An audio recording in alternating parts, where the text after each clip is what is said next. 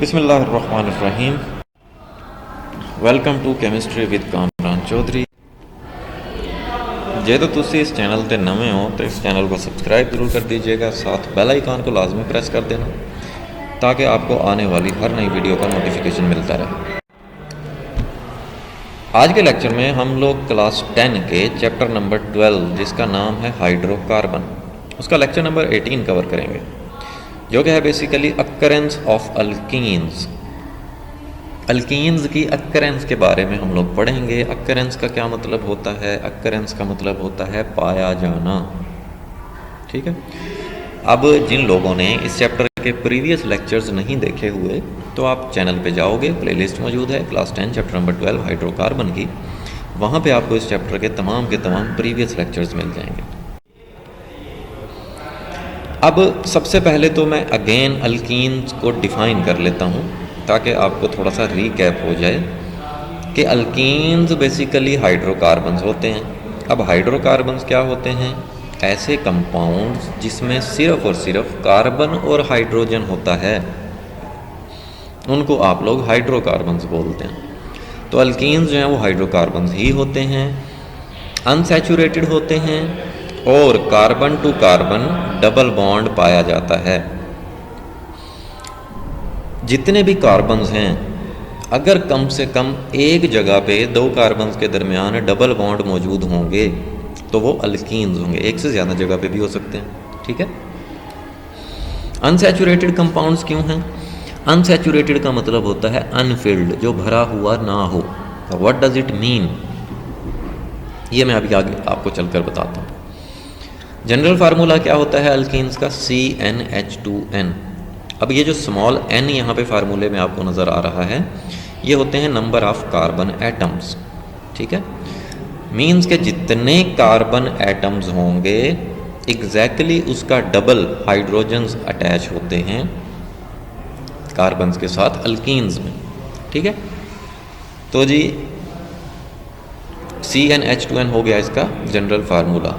और आप याद रखिएगा कि जो पहला मेंबर होता है अल्कीन फैमिली का वो इथीन होता है, दो कार्बन वाला जो अल्कीन होता है। क्यों? क्योंकि देखो मिनिमम दो कार्बन्स होंगे तो उनके दरमियान डबल बॉन्ड होगा। तो अल्केन्स में जैसे आपने पढ़ा था CH4, मीथेन उसका पहला मेंबर होता है जिसमें एक ही कार्बन होता है, लेकिन अल्कीन्स में दो कार्बन वाला पहला मेंबर होगा। ठीक है। अब अकॉर्डिंग टू दिस फार्मूला उसका क्या फार्मूला बनेगा? दो कार्बन वाले का C2H4, क्योंकि 2 × 2 कितना हो जाएगा? 4। तो C2H4। जैसे फॉर एग्जांपल देखो, ये एक कार्बन लगाया आपने, ये दूसरा कार्बन। ठीक है।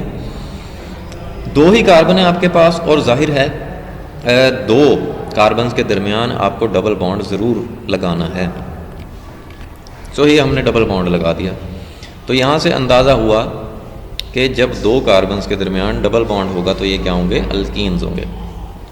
अब कार्बन मैक्सिमम 4 बॉन्ड बनाता है, तो हर कार्बन जो है दो बॉन्ड जो है वो दो हाइड्रोजन्स के साथ बना लेगा। जैसे देखो इस कार्बन के दो बॉन्ड ये हैं, 1 2 3 और 1 4। तो तीसरा और चौथा बॉन्ड है वो ये दो हाइड्रोजन्स के साथ बनाएगा। इसी तरह से ये वाला कार्बन भी अभी ये दो बॉन्ड बना रहा है और बाकी के जो दो बॉन्ड होंगे वो दो हाइड्रोजन्स के साथ बनाएगा। ठीक है। फिर इसी तरह से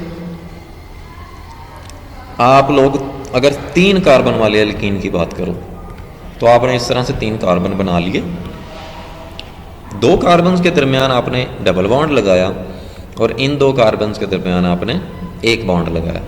ठीक है।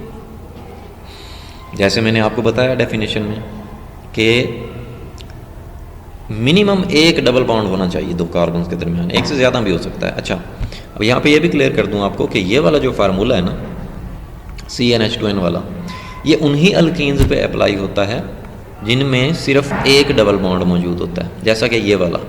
ठीक है। अगर इन दो कार्बन्स के दरमियान यहाँ पे भी डबल बॉन्ड आ जाता वो होता अल्कीन्स, लेकिन ये वाला फार्मूला अप्लाई ना होता उस पर। ठीक है।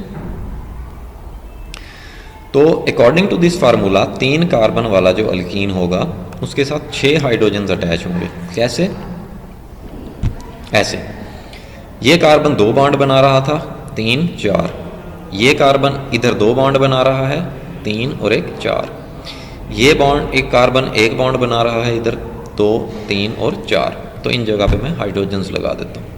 ठीक है, अब आप देखो कि 3 कार्बन हैं और टोटल 6 हाइड्रोजन्स हैं। ठीक है, तो ये हो गया प्रोपीन। 3 कार्बन वाले को क्या बोलते हैं हम लोग? प्रोपीन बोलते हैं। और ये हो गया हमारे पास इथीन, 2 कार्बन वाला।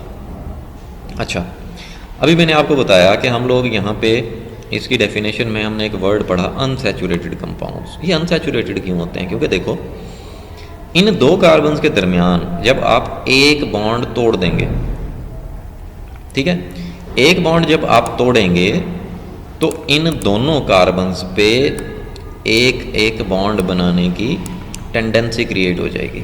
मीन्स कि यहाँ पे और यहाँ पे आप कोई 2 नए एटम्स अटैच कर सकते हैं या ग्रुप ऑफ एटम्स अटैच कर सकते हैं। कब? जब यहाँ से एक बॉन्ड ये टूटेगा। ठीक है, तो हुआ क्या?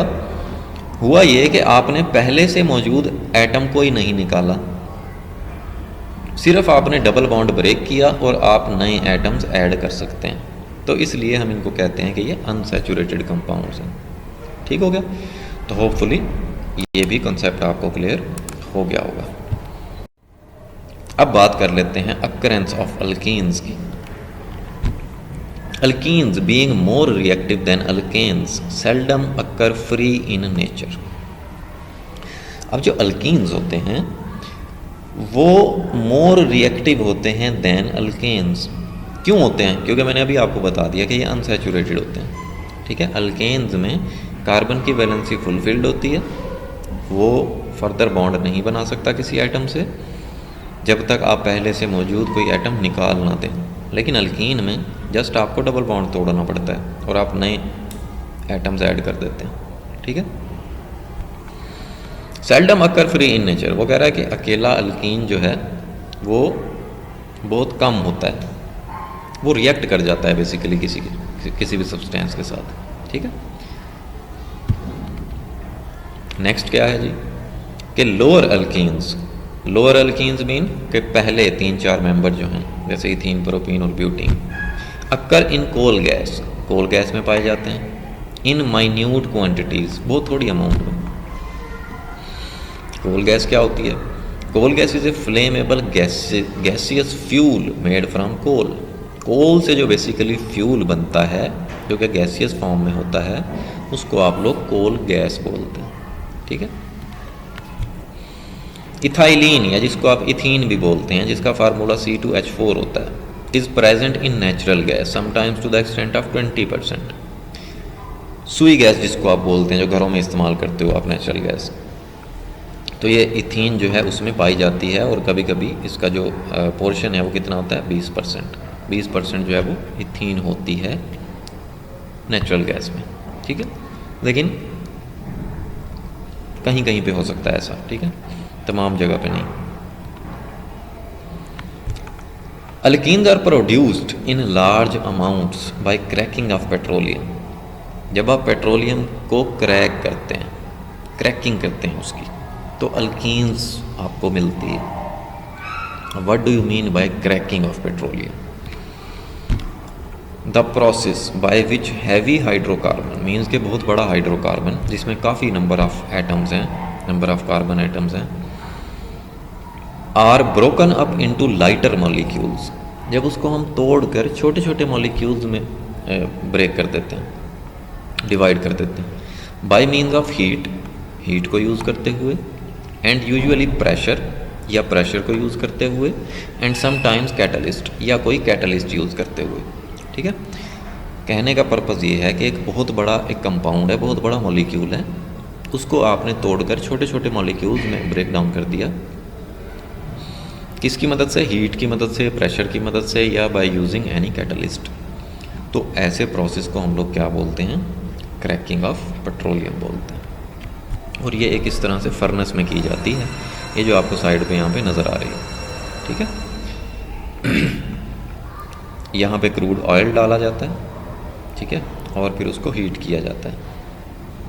जो डिफरेंट किस्म की आपको फ्रैक्शंस मिलती रहती हैं, जिसमें कि गैस है, फिर गैसोलीन, फिर कैरोसिन, फिर डीजल, फिर फ्यूल ऑयल और फिर लुब्रिकेटिंग ऑयल या पैराफिक्स वैक्स या जिसको आप एस्फाल्ट बोलते हैं। ठीक है, एनी हाउ ये हमारे टॉपिक का हिस्सा नहीं है, ये जस्ट आपको समझाने के लिए था क्योंकि इसमें टर्म यूज़ हो रही थी क्रैकिंग ऑफ पेट्रोलियम। ठीक है, तो इन शॉर्ट आप इस तरह याद रख सकते हैं कि बड़े हाइड्रोकार्बन्स को, बड़े मॉलिक्यूल्स को आप तोड़ते हैं, उनको छोटे छोटे मॉलिक्यूल्स में ब्रेक डाउन करते हैं by the help of heat, pressure and catalyst. ठीक है, तो इसको बेसिकली हम लोग क्या बोलते हैं, क्रैकिंग बोलते हैं। सो जी, ये तो था आपका लेक्चर अकरेंस ऑफ अल्कीन्स का। होपफुली आपको बहुत अच्छे से क्लियर हो गया होगा।